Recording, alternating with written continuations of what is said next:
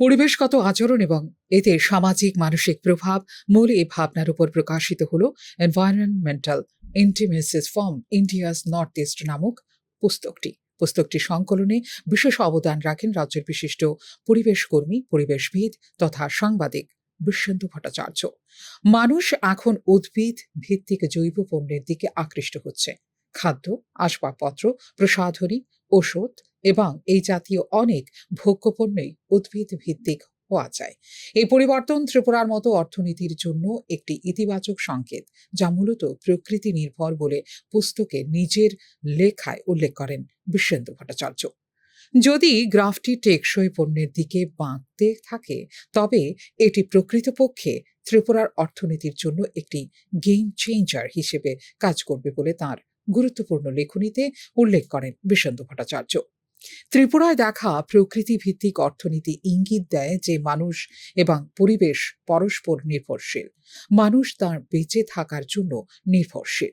অবক্ষয় এবং পুনরুদ্ধারের চক্র চলতেই বাধ্য, কারণ মানুষ তার শেষ পূরণের জন্য পরিবেশের উপর নির্ভরশীল বলে পুস্তকটিতে নিজের অভিজ্ঞতার কথা উল্লেখ করেন বিশ্বেন্দু ভট্টাচার্য।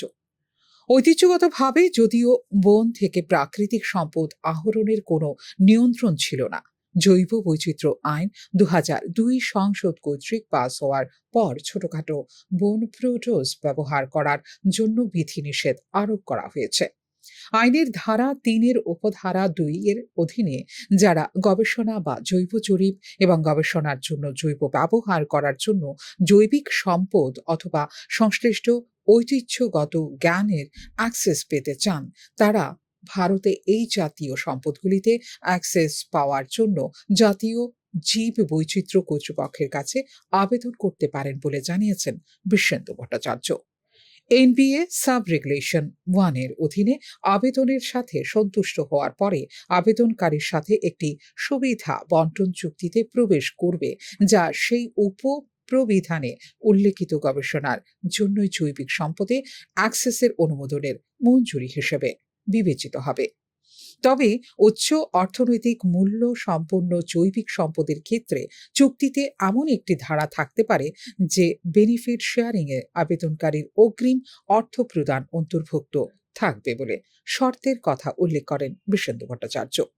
আবেদনকারী যে কোনো ব্যক্তি যে জৈবিক সম্পদে প্রবেশ করতে চান, তিনি জম্মু ফরেস্ট ম্যানেজমেন্ট কমিটি বা বনবাসী উপজাতীয় চাষী বা গ্রাম সভা এনপিএ বা রাজ্য জীব বৈচিত্র্য বোর্ডের কাছে আবেদন করতে পারেন।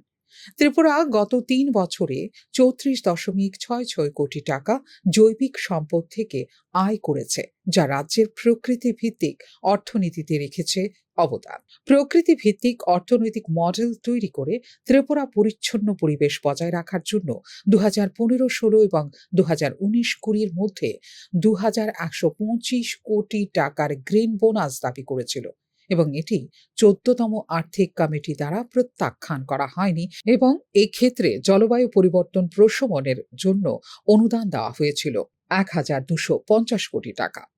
তারপরে বৈশ্বিক সম্প্রদায়ের প্রতি ভারতের প্রতিশ্রুতি অনুযায়ী কার্বন স্টক বাড়ানোর লক্ষ্যে এবং স্বল্প মেয়াদী বনভিত্তিক জীবিকা বৃদ্ধির লক্ষ্যে ত্রিপুরা টেকসই ক্যাচমেন্ট বন ব্যবস্থাপনার জন্য নিয়ে আসে জাইকার দ্বিতীয় পর্যায়ের প্রকল্পটি এমন উপাদানগুলির সাথে ডিজাইন করা হয়েছিল যা শুধুমাত্র সবুজ আচ্ছাদন এবং বাস্তু সংস্থানের উন্নতি করবে না, উপরন্তু এই প্রকল্পের অধীনে 2029-30 সাল পর্যন্ত ত্রিপুরা 7টি জেলা জুড়ে বসবাসকারী প্রায় 2 লক্ষ পরিবারের জন্য বনায়ন ভিত্তিক সরাসরি আয় তৈরির কার্যক্রমে করবে সহায়তা বলে environmental intimacies from India's North East নামক পুস্তকটিতে উল্লেখ করেছেন বিশ্বেন্দু ভট্টাচার্য।